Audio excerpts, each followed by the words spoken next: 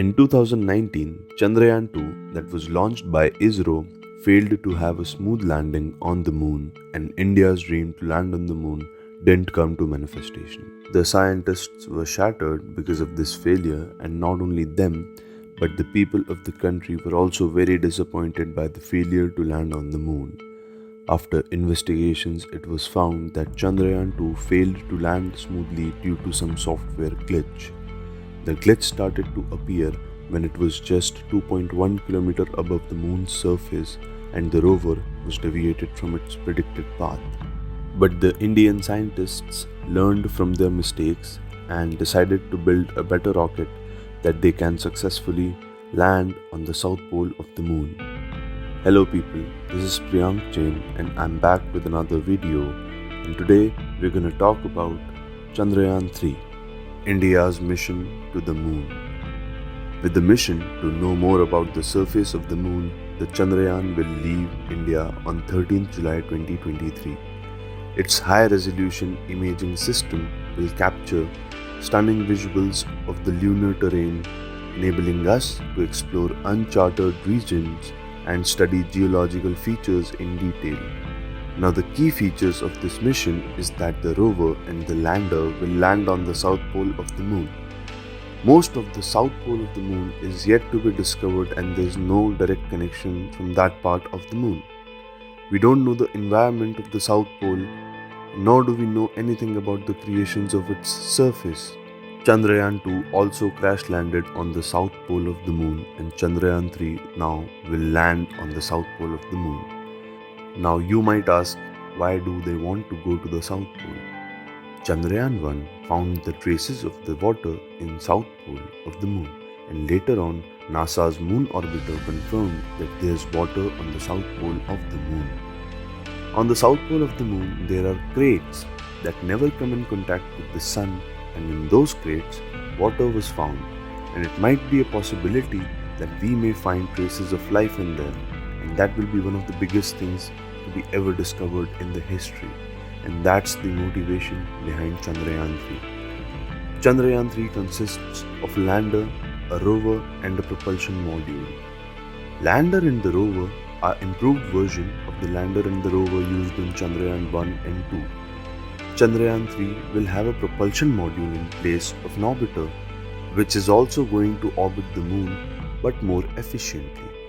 Now let's talk about the components of the Chandrayaan 3. The propulsion module used in Chandrayaan 3 will be a box-like structure in which one side will be covered with solar panels for energy. On the top, there's a cylindrical structure known as inter-module adapter cone, and thrusters are installed to control the speed and the direction of the rover.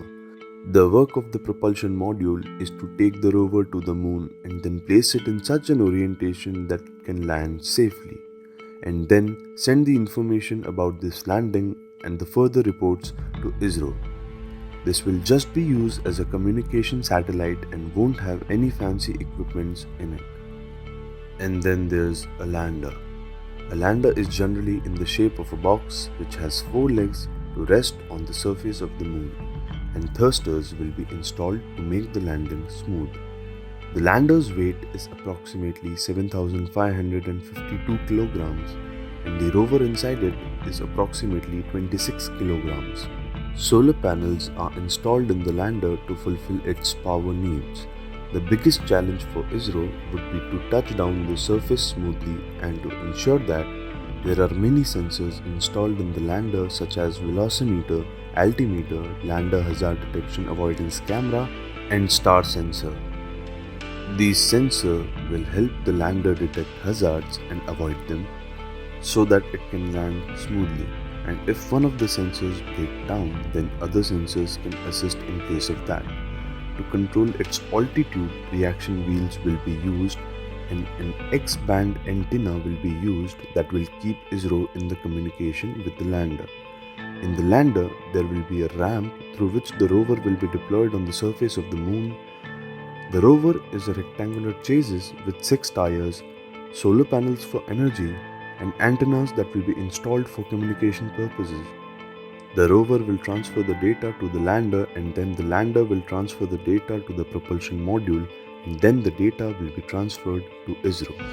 There's one more instrument in the lander which is called Chandra Surface Thermophysical Experiment that will transmit the data of thermal properties of the moon's surface and will detect the thermal behavior of the moon's surface in different conditions.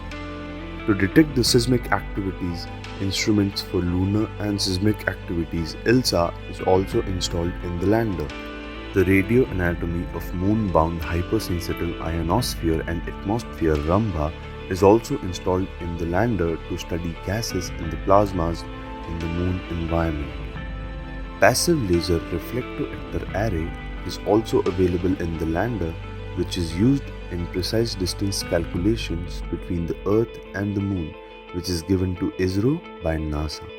To analyze the local surface of the landing site and its compositions, two more instruments are installed in the lander, which are alpha particle radio spectrometer and other is laser-induced breakdown spectroscope.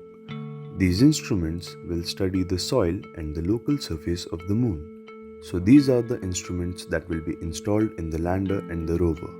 Now before we go further, I want to tell you about a program that we have that will help you reprogram your mind to become a money magnet. Just check out the links that I have left for you in the description box and I promise that you will not regret it. The propulsion module will just orbit the moon, but there's one instrument installed in it that is spectropolarimetry of habitable planet Earth shape that will study Earth from the orbit of the moon. The Chandrayaan will help ISRO to collect data that will be helpful in building colonies on the moon as NASA and ESA are planning to colonize the south pole of the moon as there are crates to protect humans from harmful radiations of the sun and waters found there that will help fulfill the fuel and the daily needs of humans. Chandrayaan 3 will be launched on 13th July 2023 on GSLV Mark III heavy lift launch vehicles from Satish Dhawan Space Center Sriharikota, and the orbiter of Chandrayaan 2 can also be used as a backup.